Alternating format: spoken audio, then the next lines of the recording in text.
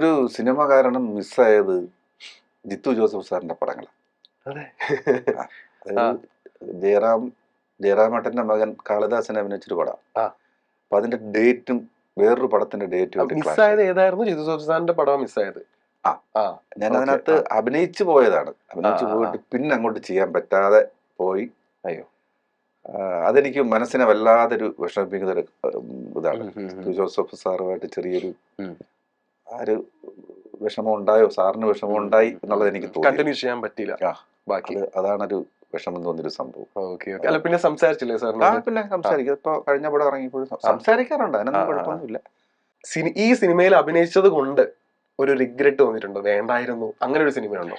അങ്ങനെ ഒരു സിനിമ ഒന്നുമില്ല, അങ്ങനെയില്ല. ഇതുവരെയുള്ള എല്ലാ ചെറുതും വലുതുമായിട്ടുള്ള ക്യാരക്ടേഴ്സും എല്ലാം ഹാപ്പിയാണ്. എല്ലാം ഹാപ്പിയാണ്. ഒന്നും മോശം, ആരും മോശക്കാരല്ലല്ലോ. ഒരു ഡയറക്ടറും ഒരു റൈറ്ററും ഒരു പ്രൊഡ്യൂസർ ആരും മോശക്കാരല്ല. എനിക്ക് എല്ലാ പടങ്ങളും ഇഷ്ടമാണ്.